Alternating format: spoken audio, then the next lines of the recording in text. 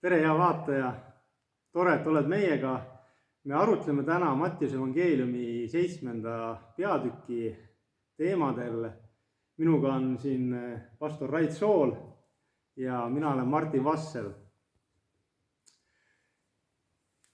Ma loen alustuseks Mattiuse evangeeliumi 7. peatükist esimesed 5 salmi. Jeesus ütleb siin: ärge mõistke kohut, et teie üle ei mõistetaks kohut. Sest mis kohtuga teie kohut mõistate, sellega mõistetakse kohut teiegi üle. Ja mis mõõduga teie mõõdate, sellega mõõdetakse ka teile. Aga miks sa näed pindu oma venna silmas, palki iseenese silmas, aga ei märka? Või kuidas sa võid oma vennale öelda: lase, ma tõmban pinnu sinu silmast välja ja näe, sul endal on silmas palk. Sa silmakirjatseja, tõmba esmalt palk oma silmast välja ja siis sa näed pindu oma venna silmast välja tõmmata. Amen. Jeesus toob siin ühe huvitava võrdpildi. Kuidas sa, Rait, seletaksid seda võrdpilti? Mida Jeesus siin öelda tahab meile? Ja, tervist ka minu poolt ja ma alustaksin selle kirjakoha nagu arutelu või alustaksin esimese salmiga. Ja siin Jeesus ütleb, ärge mõistke kohut, et teie üle ei mõistetaks kohut. Nüüd see küsimus ongi, et kus siis tuleb kohtumõistmine. Et sageli juhtub meie eneste inimloomusega selline asi, et me justkui võrdleme teisi iseenda arusaamistega isendaga. Et mõnikord võib mõelda, et vaata, mina ei ole selline, nagu on see teine inimene või nagu tema. Ma ei mõtle nii ega tegele või tegutse nii nagu tema. Ja tegelikult see on eneseõigus ja eneseõigus tugineb tavaliselt minu enese arusaamistel ja minu enese tegudel. Eneseõige inimene arvab sageli, et ta on ise oma tegude läbi Jumalas õige. Et seda me nimetame käsumeelsuseks. Ja kõik inimesed, kes ei mahu selle mõõdupuu alla, on siis hukka mõistetavad. Kuna ma ise olen sellisel juhul oma mõõdupuu järgi õige ja juba päris hea, siis kõik, mis jääb allapoole seda latti, jääbki minu kriitika alla. Nüüd see sõna, mida Jeesus ütleb, et silmakirjatseja siin 5.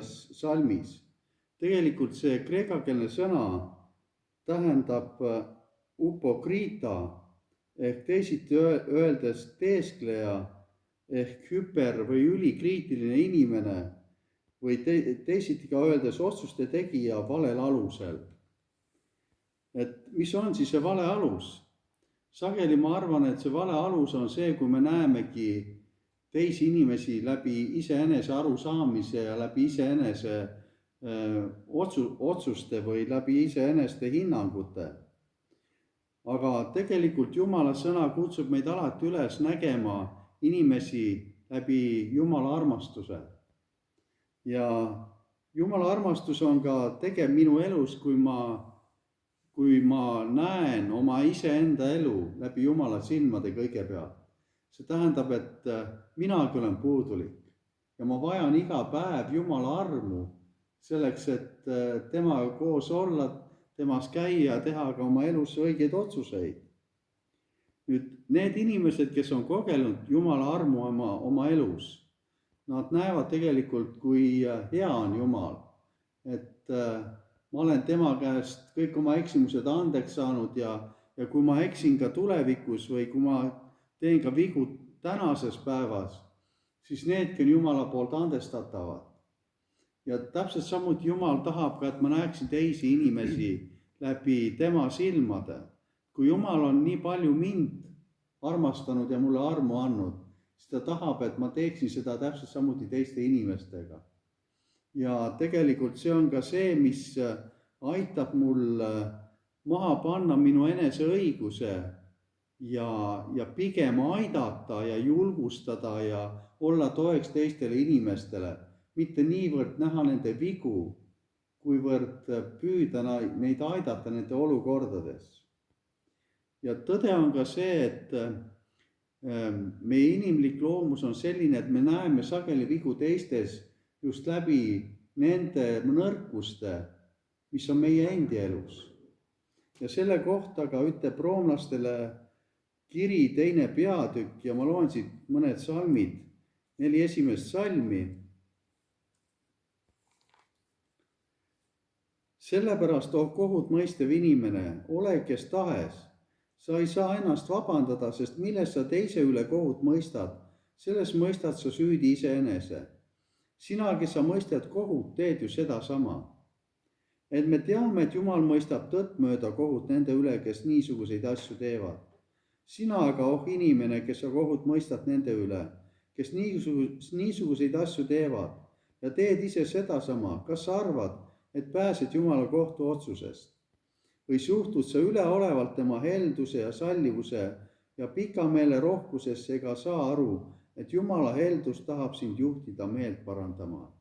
Nii et tegelikult see on siin Jeesus selles 7. peatükis ka mäejutluses, ta kutsub meid üles nägema iseennast ja teisi inimesi läbi Jumala armastava silmade.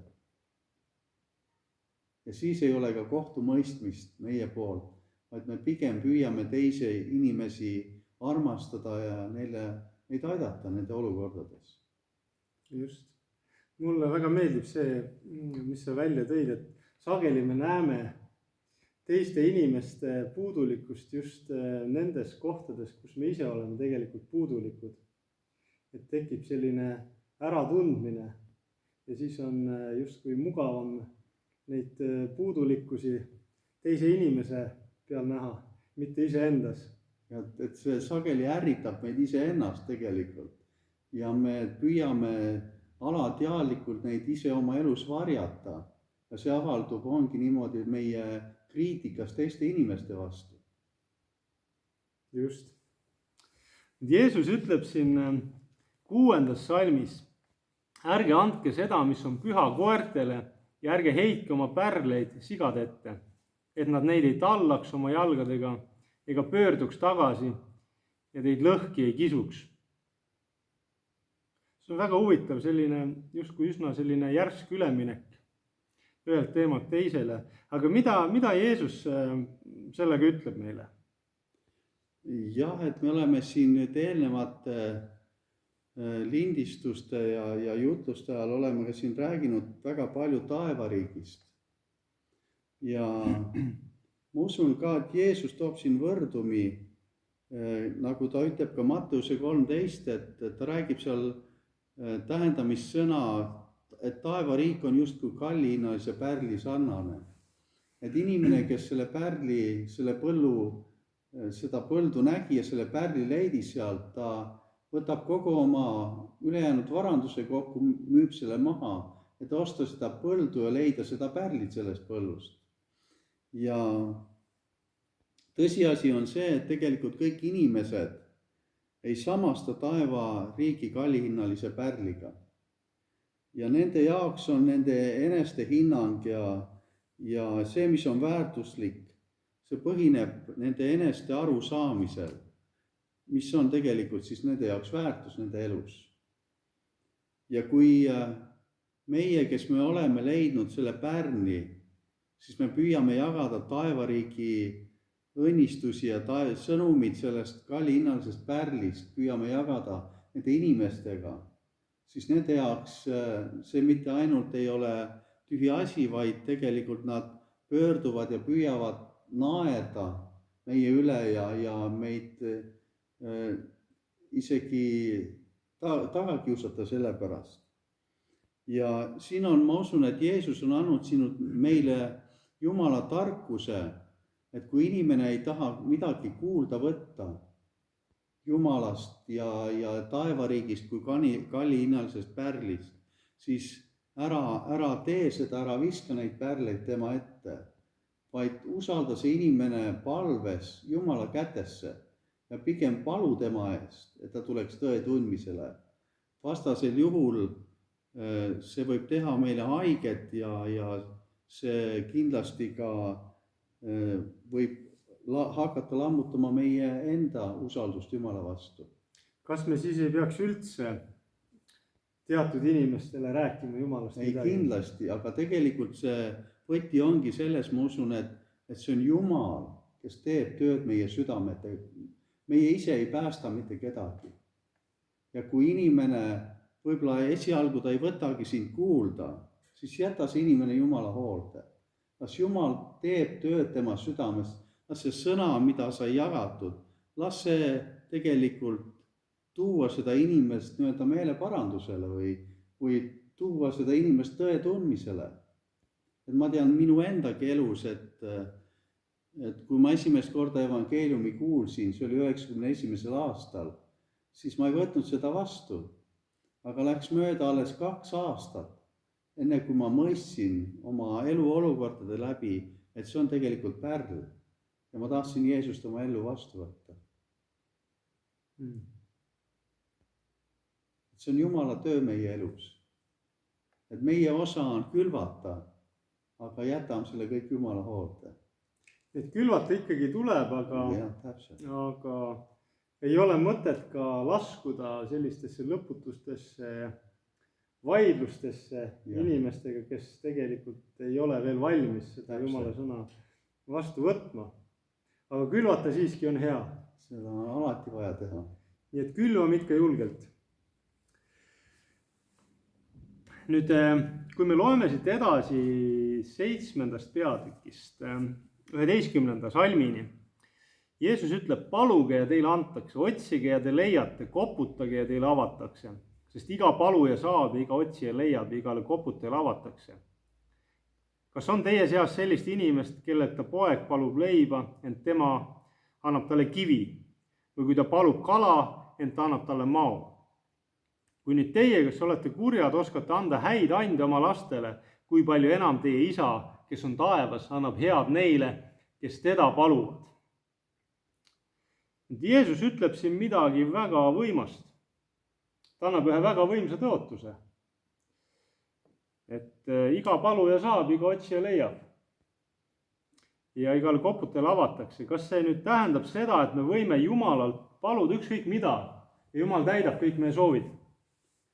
Jah, et see on väga hea küsimus ja ma usun, et sellele vastust leida ja sellele mõtet leida kogu sellele kirjalõigule, ma tuleksin selle viimase salmi juurde. Et tegelikult siin Jumala sõna ütleb, et meie Jumal on hea ja armastav Jumal. Ja ta tahab alati kõigile anda kõige paremaid ande. Isegi sellisel puhul, kui see vahepeal ei tundu meile enestele kõige parem olevat. Me arvame, et minu enese arusaamised, mis on hea, on õigem kui seda, mida Jumal ütleb. Nüüd Jakobuse 1.17 ütleb, et iga hea andja täiuslik kink tuleb ülalt valguste isalt, kelle juures ei ole muutust ega varjutuste varju.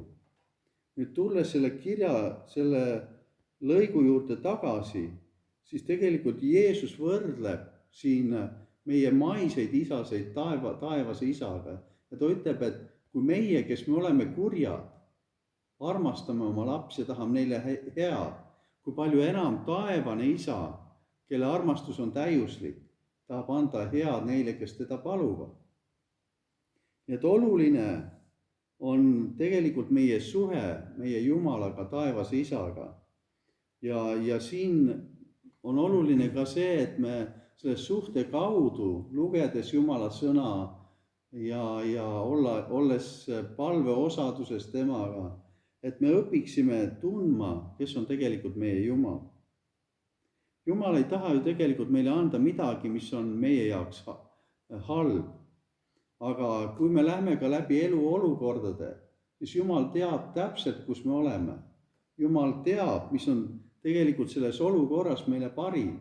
Meie ei näe seda suurt pilti, aga Jumal näeb alati meie elus kõiki algusest lõpuni. Ta teab, mis on antud hetkel parim minu olukorras. Ja ta oma tarkuses oskab anda mulle just seda, mida ma antud hetkel vajan. Nüüd, kui Jeesus alustab siin, et paluge ja teile antakse, otsige, te leiate, koputage ja teile avatakse, siis Jumala tahe, kui Jumal on hea ja armastab mind, siis Jumala tahe on alati ka parim minu jaoks. Nii et selles salmis ta ütlebki siin, et kui ma palun midagi Jumalat, siis ma peaksin ka Jumala sõnast otsima, mis on see parim minu jaoks, minu olukorras. Ja kui ma selle leian tema tõotusel, tema sõnas, siis ma peaksin selles osas ka Jumala nii-öelda uksele koputama. Mul on ikka julgustuseks olnud 1. Johannese kiri, 5. peatükk ja salmid 14-15. Seal Johannes ütleb nõnda, et ja meil on see julgus, et kui keegi midagi Jumala tahtmist mööda palub, siis Jumal kuuleb neid palveid. Ja kui me teame, et ta kuuleb meie palveid, siis on meil käes need palved, mis meile on antud. Et kui me tegelikult Jumala tahtmist mööda palume, kui me oleme sõnast otsinud ja palvetan ja jätkuvalt koputame Jumala uksele selle mingi asja suhtes, siis me teame tegelikult Jumal on need tõotused meile juba andnud. Nüüd, mis on huvitav on, et sageli me peame palve vastuseid ootama. Nüüd, mis juhtub sellel ajal, on see, et Jumal arendab meie elus midagi, mis on väga väärtuslik tema silmis. See on esiteks on see, et meie suhe, minu suhe taevase isaga kasvab. See läheb sügavamaks. See muudab minu enda arusaamise, muudab minu enda iseloomu. Ja samas ma hakkan rohkem Jumalat usaldama. Mulle on endale väga suureks julgustuseks ka Jakobuse kirjas 1. peatükk salm 12. Õnnis on mees, kes on läbi katsutud. Et kui ta on Jumala poolt läbi katsutud, siis ta saab nii-öelda elukrooni või elupärja, mida Jumal on tõotanud neile, kes teda armastavad. Et Jumal on alati, kui me vahepeal ka ei näe neid palve vastuseid kohe saamat või kätte saamas, siis Jumal on alati tegemas midagi olulisem sellel ajal minu enda elus. Ja ma usun ka, et kõik väärtuslik on alati väärt, et seda oodata. Kõik väärtuslik on alati väärt, et seda lõpuks saada, siis ma oskan ka seda, mida Jumal tahab mulle anda, kõige rohkem hinnata. Ja sageli just nõnda, et kui ma vaatan oma elule tagasi, siis on asju, mille puhul Jumal on minu palvele kohe vastanud. Aga on asju, mis on nõudnud minu käest otsimist ja just Jumala sõnasse süüvimist ja tema tõotustele toetumist ja jätkuvalt nii-öelda koputama Jumala uksele. Aga kui ma need ka saan, siis ma mõistan seda hinda ja mina ise olen selle jooksul muudetud. Minu iseloom on muutunud, minu arusaamist on muutunud ja ma näen tegelikult, kui täiuslik on Jumal kui taevane isa. Ta tahab alati minu elus kõige paremat anda. Et mis kasu on asjadest, kui ma saaksin ja ma ei oska neid hinnata. Üks päev hindan, aga järgmine päev ma ei oska enam hinnata. Või kui Jumal tahab mulle midagi anda, aga tegelikult ma ei oskaks seda vastu võtta. Et üks põhjus, miks meie palved ei saa kohe vastatud, on siis see, et meis peab midagi muutuma. Täpselt. Enne kui me oleme võimelised seda palve vastust palutud vastu võtma. Aga üks teine asi, ma usun, on veel, mida Jumal tahab teha või mida Jumal igatseb. Yeah. Et kui me midagi palvetame, et esikohal oleks see läheduse otsimine Jumalaga, see lähedase suhte otsimine Jumalaga. Siin eelmisel korral me lugesime ka Mattiuse evangeeliumi 6. peatüki lõpust, et Jeesus ütleb, et otsige esmalt Jumala riiki ja tema õigust, siis seda kõike antakse teile pealegi. Yeah. Et Jumal igatseb seda, et sa otsiksid eelkõige Jumalat ennast.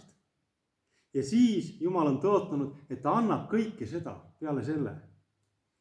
Nii et see suhe Jumalaga, see siiras igatsus, kirglikkus Jumala järele peaks olema meie eludes esikohal. Ja siis me oskame tegelikult ka neid Jumalale meelepäraseid palveid paluda, mille kohta Jumala sõna tõotab, et need on meil juba käes. Kui me palume Jumalale meelepäraseid palveid. Aga selleks, et me oleksime võimelised Jumalale meelepäraseid palveid palvetama, me vajame seda lähedast suhet Jumalaga. Me peame tundma teda isiklikult oma elus. Ja see on alati see, mida me alati saame paremaks ja sügavamaks muuta oma elus. Et tähtis ei ole mitte niivõrd see and, kui see andja, selle autor, kes selle ani mulle annab. Just. Ja suhe temaga. See on Jumala igatsus ei ole, Jumal tahab meile anda alati parimaid ande. Aga ta tahab ka, et me selle läbi me oleksime tänulikud ja õpiksime teda tundma, et tegelikult ta on hea isa meile. See on see pärl. Jaa. Nüüd, kui me vaatame seda Mattiuse evangeeliumi 7. peatükki, siis siin on nii palju infot, justkui erinevat infot, asju, mis otseselt justkui puutu omavahel kokkugi. Ja kui me loeme siit edasi, siit 12. salmist 20. salmini, siis Jeesus toob siin jälle midagi põnevat sisse. Loeme siit alates 12. salmist siis 20. Kõike siis, mida te iganes tahate, et inimesed teile teeksid, tehke ka nendele. See ongi seadus ja prohvetid. Minge sisse kitsast väravast, sest lai on värav ja avar on tee, mis viib hukatusse ja palju on neid, kes astuvad sealt sisse. Kuid kitsas on värav ja ahtake on tee, mis viib ellu ja pisut on neid, kes selle leiavad. Hoiduge vale prohvetite eest, kes tulevad teie juurde lambanahas, seespidi aga on kisked hundid. Te tunnete nad ära nende viljast, ega viinamarju korjata kibuvitstelt, ega viigimarju ohakalt. Nõnda siis kannab iga hea puu head vilja, aga halb puu halba vilja. Hea puu ei või kanda halba vilja, ega halb puu kanda head vilja. Iga puu, mis ei kanna head vilja, raiutakse maha ja visatakse tulle. Küllalt te tunnete nad ära nende viljast. Amen. Jeesus räägib siin kitsast väravast ja kitsast teest ja laiast väravast ja laiast teest. Ja siis ta räägib valeprohvetitest, kes püüavad meid eksitada. Ja ta ütleb, et te tunnete nad ära nende viljast. Mis on see kitsas tee ja mis on see lai tee? Ja mis on see vili, mille järgi me tunneme ära need valeprohvetid? Jah, see on hea küsimus. Et muidugi see salm 12 ütleb, et kõike siis, mida te iganes tahate, et inimesed teile teeksid, tehke ka nendele. Tegelikult see ongi see, mida Jumal tahab, et mida me iganes teeme teistele, see on tegelikult Jumala enda eeskuju. Ta tahab, et me oleksime tema sarnased. Just. Me õpiksime olema tema sarnased. Ja nüüd ta räägib siin sellest kitsast teest ja laiast teest ja kitsast väravast ja laiast väravast. Nüüd see on võrdlus meie usu teest, meie usu elust. Et sel ajal, kui Jeesus seda rääkis, siis sageli, kui inimene tuli õhtul kuskilt võõrsilt, siis see oli nagu üks tee, üks kitsas rada, mis viis nagu tema kodulinna, mis tavaliselt oli rajatud siis kuskile kõrgendikule või kuskile mäekünkale. Ja selleks, et siis leida see kodutee üles, ta pidi minema sisse või minema mööda seda kitsast rada ja sisse minema sellest väravast, mis siis vaenlaste tõttu oli küllalt kitsas ja see suleti õhtul. Et kui sa siis õigel ajal pärale ei jõudnud, siis sa jäid mõelda värava taha, ootama hommikut. Ja see on võrdlus ka meie usuteest, et maailmas on paljugi, mis meid ahvatleb. On olemas himud, me tahame kõike väga kiiresti saada, on olemas ja patt, mis meelitab meid kõrvale Jumalast ja Piibel väga selgelt räägib selle kohta ja lõpuks on see hukatuse tee. Mulle tulevad meelde ikka Jeesuse sõnad veel peatükis Johannese evangeeliumis peatükis 14, kus ta ütleb, et uskuge minusse ja uskuge isasse. Ja ta enne, kui ta siis siit maailmast lahkus, ta ütles seal nõnda, et ja ma lähen teile eluaset valmistama. See on nagu see võrdpilt sellest kodulinnast, mis viib meid siis lõpuks taevasesse koju. Ja sinna läheb see kitsas tee. Ja Jeesus ütles, et kui ma ära lähen, siis ma tulen ja teile aseme valmistan, siis ma tulen tagasi ja viin teidki enestega kaasa sinna, kuhu mina lähen. Ja sinna, kuhu te lähete, seda teed te teate. Nüüd kahtleja, nii-öelda Toomas, tema siis esitas kohe Jeesusele küsimule, issand, aga me ei tea, kuhu sa lähed. Et mis on see tee, kuhu sa tahad meid viia? Ja Jeesus ütleb selle peale, et mina olen see tee ja tõde ja elu. Nii et tegelikult, kui ta ütleb, et uskuge Jumalasse, uskuge minusse, ta tahab öelda, et usaldage Jumalat, usaldage mind. Mina olen see tee, mida mööda te leiate igavese elu. Kõik ülejäänud teed viivad hukatusse, need viivad kuskile võpsikusse või tühermaale. Ja lõpuks on see elu raisatud elu. Et tegelikult koos Jumalaga käidud elu, see on see, mis lõpuks viib meid pärale, meie koju. Ja nüüd, kui ta räägib siin valeprohvetitest, siis sageli on ka olemas inimesi, kes tulevad küll vagalt lambanahas, aga seespidiselt piibel ütleb, nad on kiskjad hundid. Ja mida see tähendab, on see, et nad püüavad tegelikult inimesi meelitada selle laiale teele. See paistab, nagu oleks see hea tee, see tõotab palju, aga lõpuks on see ikkagi hukatuse tee. Ja piibel ütleb, et me tunneme nad ära nende viljast. Mis on siis see vili? Ma usun, et see vili on see, kui vaadata nende inimeste endi elusid. Kas nad ise elavad Jumala sõna ja kas nad räägivad ja elavad selle alusel? Kas nende elu toob au Jumalale? Kas see on hea vili, mis ehitab meid kui kristlasi üles? Või see on midagi, mis lihtsalt võib-olla tekitab meis võbinaid, et vot see on hea ja see on nagu kiirelt antud lubadus, aga millel ei ole mingit alust ega ta ei ole kooskõlas ka Jumala sõnaga. Samuti on oluline sellisel puhul, et kui me vaatame nende elu vilja, siis kas nad tegelikult ise on allutatud, mitte ainult ka Jumala sõnale, vaid ka oma juhtidele. Mida nad ehitavad? Nad ehitavad iseenda kuningriiki. Just. Ja nad püüavad siis teisi meelitada sellele teele. Nad tahavad nii-öelda ise olla austatud ja teised inimesed siis täidaksid nende vajadusi või himusid, nende uhkust. Ja kui me vaatame ka, et kas nad on allutatud, kas nad on alistunud ka teistele oma juhtidele, kas nad tegelikult ehitavad kogudust armastuses üles või nad lõhuvad seda. Nii et selle järgi me tunneme ära sellest viljast, kas nad on need, kes tulevad Jumala sõnumiga ja kes püüavad inimesi tõesti julgustada käima Jumala armastusel kitsal teel või nad püüavad siis meid ära meelitada nii-öelda laiale teele.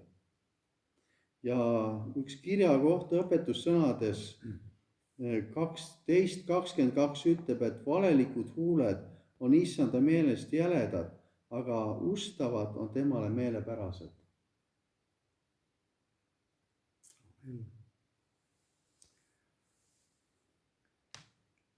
Siin salmis 21 Jeesus räägib inimestest, kes on teinud tema nimel palju vägevaid tegusid. Ja ühel päeval, kui nad seisavad Jeesuse ees kohtupäeval, siis Jeesus ütleb neile, ma pole teid kunagi tundnud. Ma loen ette selle 21. kuni 23. salmi. Jeesus ütleb siis siin niimoodi. mitte igaüks, kes mulle ütleb, issand, issand, ei saa taevariiki, saab vaid see, kes teeb mu isa tahtmist, kes on taevas. Paljud ütlevad mulle tol päeval, issand, issand, kas me ei ole sinu nimel ennustanud ja sinu nimel kurja vaime välja ajanud ja sinu nimel teinud palju vägevaid tegusid. Ja siis ma tunnistan neile, ma ei ole teid kunagi tundnud, minge ära minu juurest, te ülekohtu tegijad. Nii et siin need inimesed ütlevad, nad on teinud palju vägevaid tegusid, nad on isegi kurja vaime välja ajanud. Et võib-olla siin me leiame siit seose nende valeprohvetitega ka. Ja siin on hea koht ka meie iseendi eludesse vaadata, meil igal ühel, et miks meie midagi teeme, mis meie motiivid on. Ja Jeesus ütleb siin siis nendele niimoodi, et ma ei ole teid kunagi tundnud, esiteks, mis on väga huvitav, ja teiseks ta nimetab neid ülekohtu tegijateks. Kas sa natuke avaksid seda, mida Jeesus siin meile ütleb?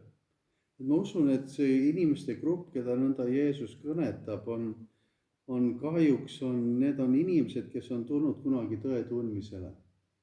Sellepärast, et siin kirja kohta ütleb, et need inimesed ütlevad tol päeval, kui nad siis Jumala aujärje ees seisavad, nad ütlevad, et ühel päeval, issand, kas me ei ole sinu nimel ennustanud? Nad on Jeesuse nimel midagi teinud. Nad on neid vägevaid tegusid teinud issanda nimes. Nüüd vaadates seda kirja kohta, siis me teame, et Jumal on andnud meile kõigile inimestele, on andnud andeid ja kes tunnevad, kes on tulnud tõe tundmisele, ta on jaganud siis nii-öelda vaimuandeid ja need anded on tegelikult antud meile Jumala poolt selleks, et me siis Jumala armastuse läbi selle kaudu teeniksime teisi inimesi. Ja selle kaudu me teenime Jumalat. Nüüd on võimalik Jumalat teenida kas selliselt, et me teenime Jumalat, ja me kasutame neid andeid või siis ka teha seda Jumala armastuses või lihtsalt teha neid asju, aga samas ise omamata tegelikult suhet Jumalaga. Sellepärast, et roomlastele kirjas 11.29 ütleb, et Jumal ei kahetse oma armuandega kutsumist. See tähendab, Jumal ei võta iial tagasi neid andeid, mis ta on meile andnud. Aga kõige olulisem osa, mida Jumal, ma usun selle kirja kohas, nagu Jeesus annab märku, mida Jumal meie käest ootab, on suhet temaga. Me võime teha palju vägevaid tegusid, aga kui mul ei ole tegelikult suhet Jumalaga, siis mis minul on sellest kasu? Tegelikult ma kaotan oma igaviku, sest Jumala ees kõige tähtsam on mitte see, mida ma korda saadan oma andide läbi, vaid on just see, et mul oleks temaga lähedane suhe.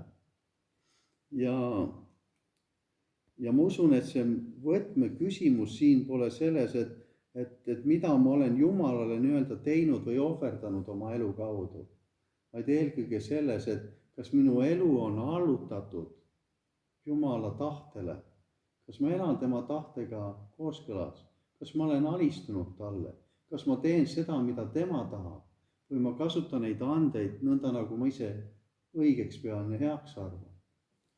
Ja mulle tuleb selleks seoses veel meelde kirja koht 1. Saamueli raamatust, peatükk 15 ja seal Saamuel ütleb Saulile, kes oli siis sõnakuulmatu Jumala poolt antud käskude suhtes.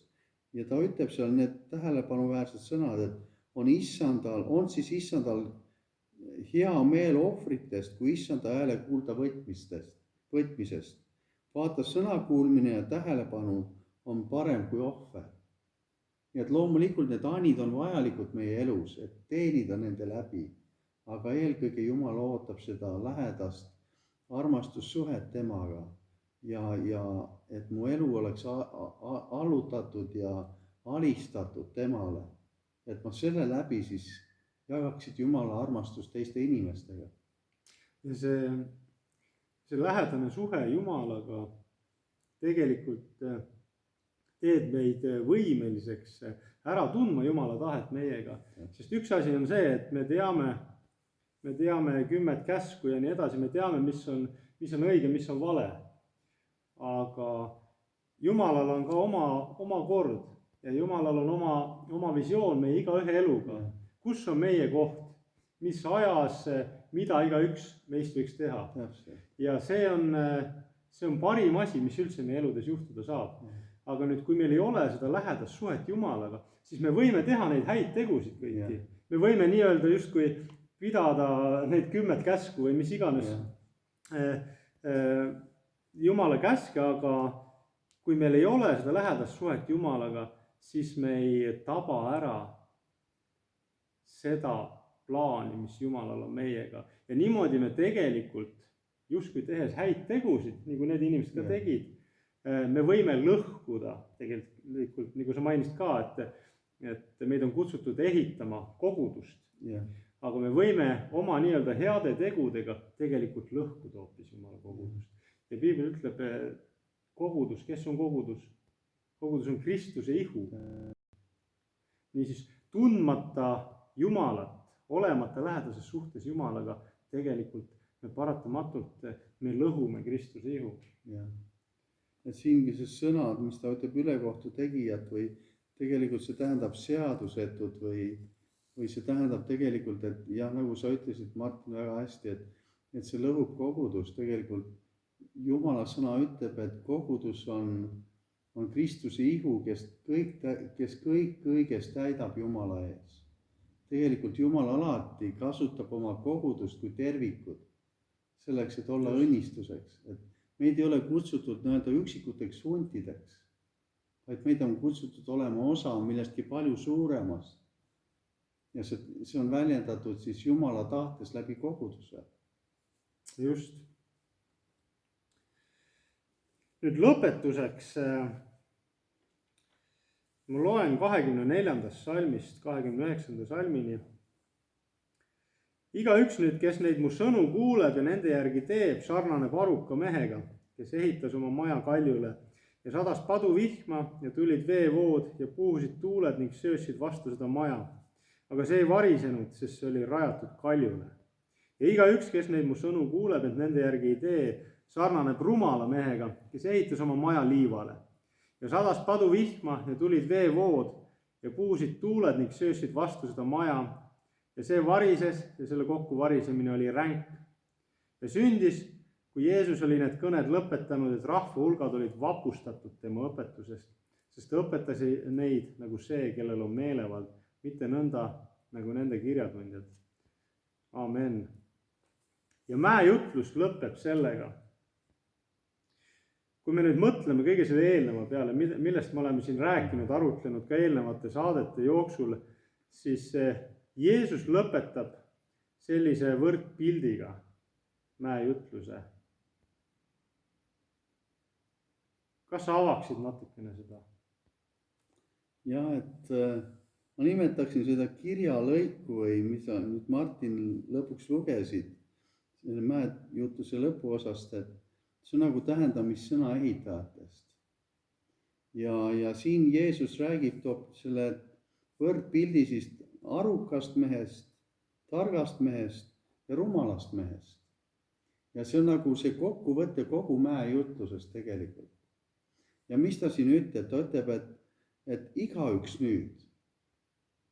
See tähendab, et kes iganes, siin on 2 inimest. Üks on tark maja ehitaja ja teine on rumal maja ehitaja. Ja et kas tähendab, igaüks meist on kas siis tark või rumal maja ehitaja. Et ei ole kolmandat valikut. Aga ta toob siin võrdpildi sellest, et kuidas me ehitame. Nüüd see tark mees ehitas maja kaljule, mis on kindel alus, mis ei kõigu olukordades. Ja see rumal mees ehitas siis liivale. Ja me näeme seda lõpptulemust, et see lõpuks kukkus kokku kõik varises. Me näeme need olukorrad, mis tulid selle targa mehe ellu ja tulid selle rumala mehe ellu. Et need olid täpselt samad.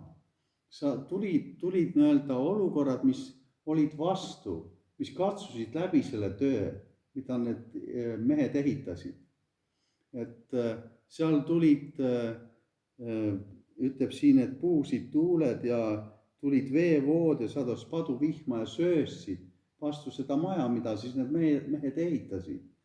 Et ühel puhul see maja jäi püsima, kuna see oli rajatud kindlale kaljule, teisel puhul mitte.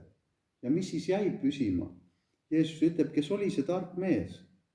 Et tark mees on, kes neid mu sõnu kuuleb. See, mida me oleme kuulnud siit mäejutlusest. See, mida Jeesus rääkis oma mäejutluses ja nende järgi teeb. See oli see tark mees. Kes oli rumal mees? See, kes kuulis, aga kes ei teinud. Kes ei pannud tähele sõna ega usaldanud Jumalat nende olukordades ega teinud neid asju, mida Jumal ootas tema käest. Sellepärast ongi, et kumb olen siis mina, milline ehitaja olen mina? Loomulikult ma tahan olla tark ehitaja. See tähendab, et kui ma kuulen Jumala sõna, siis ma luban sellel Jumalal sõnal ka olla osa minu elust, rääkida minu ellu ja ma tahan ka siis, et selle järgi elada. Siis ma olen nagu tark maja ehitaja. Jakobuse 1.22 ütleb nõnda, et aga olge sõna tegijad ja mitte üksnes kuuljad iseendid pettes. Tegelikult ma olen rumal. Kui ma kuulen, aga ma ei tee selle järgi, siis ma olengi nagu, ma petan iseennast tegelikult, ma ei peta kedagi teist. Ja tegelikult Jeesus kutsub siin üles olema need targad maja ehitajad. See tähendab seda, et panna tähele neid, mida Jeesus on öelnud siin ja selle järgi elada. Tegelikult selle järgi on minu enda elu õnnistatud, nagu mäejutluse algul Jeesus alustab ka õndsaks kiitmistega. Ja siis ta ütleb ka, et teie olete maa sool ja maailma valgus. Jumal tahab, et me oleksime õnnistuseks teistele inimestele. Kuidas ma saan olla õnnistuseks või selleks soolaks ja valguseks maailmale, tegelikult kui minu elu ei ole rajatud sellele kindlale alusele. Nii et ma usun, et siin on tarkus, mida Jeesus jagas ja loomulikult, kui me seda vastu võtame, sellest aru saame, siis see nagu muudab meie elusid. Ja nagu siin ka sa lugesid selle 28.9. salmist, Jeesus alati õpetab, et meelevallaga, sellel on meelevald muuta minu elu, sellel on meelevald muuta minu arusaamisi, sellel on meelevald tegelikult alistuda Jumalale ja see tegelikult vapustab. See on tegelikult lahendus, mida paljud inimesed ootavad, mida ma olen ise oodanud, mida ma ise ootan ja mida paljud inimesed ootavad tegelikult maailmas.